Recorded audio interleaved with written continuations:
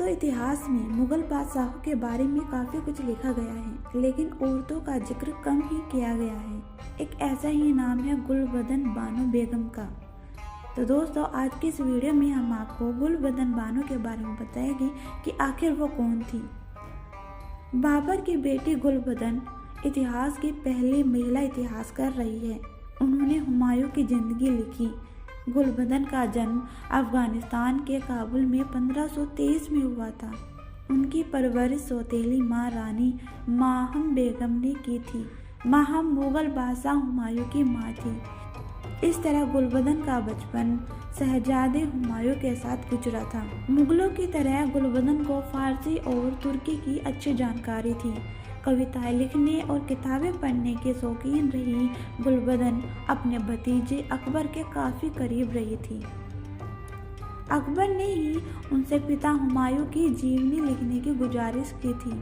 उस दौर में बादशाह की जीवनी लिखने का काम किसी इतिहासकार को सौंपा जाता था, लेकिन हुमायूं के मामले में ऐसा नहीं हुआ। इसकी भी अपनी एक वजह थी। गुलबदन अकबर को बचपन में कहानियाँ सुनाया करती थी। उसे बुआ गुलबदन के कहानी कहने का अंदाज पसंद था। अकबर के पिता की जीवनी लिखने का काम उसने अपनी बुआ को सौंपा। इसकी दो वजह थी। पहली, उनकी कहानी सुनाने की शैली काफ़ी दिलचस्प थी, और दूसरी, वो अपने पिता के जीवन की हर बात को गहराई से जानना चाहते थे। मुगलों के दौर में शाही परिवार के बारे में हमेशा बढ़ा चढ़ाकर लिखा जाता है। उनकी छवि को ताकतवर दिखाने का काम किया जाता है, लेकिन गुलबदन ने हुमायूं की जीवनी लिखने के दौरान ऐसा कुछ भी नहीं लिखा। उन्होंने बेहद सरल भाषा में जीवन के हर हिस्से को लिखा। बादशाह के जीवन के हर पहलू को उन्होंने इतिहास में दर्ज किया। यही वजह रही है कि गुलबदन ने बुढ़ापे तक हुमायूंनामा लिखा। बादशाह की जीवनी 16वीं सदी का एकमात्र ऐसा दस्तावेज था जो कि शाही परिवार की किसी महिला ने लिखा था।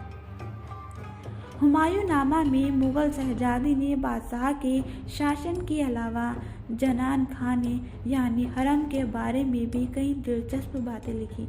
उस दौर में जनान खाने में महिलाओं के बीच कैसे रिश्ते थे, उनका काम क्या था और उनकी पसंद नापसंद कैसी थी, इसका जिक्र भी जीवनी में किया गया है। गुलबदन ने हुमायूं की जीवनी को बादशाह की वीर गाथा का दस्तावेज नहीं बनने दिया। उन्होंने जीवनी में अपनी सहेली हामिदा और हुमायूं के प्रेम कहानी का भी जिक्र किया। लिखा है कैसे हामिदा पहले हुमायूं से शादी करने के लिए राजी नहीं हुई, लेकिन बाद में उसने प्रेम प्रस्ताव स्वीकार कर लिया।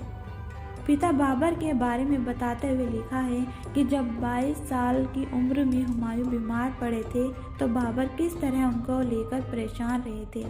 उनके बिस्तर के आगे पीछे घूमते रहते थे, लेकिन जब हुमायूं ठीक हुए तो बाबर चल बसे। दोस्तों, वीडियो अच्छी लगे तो चैनल को लाइक शेयर सब्सक्राइब जरूर करना।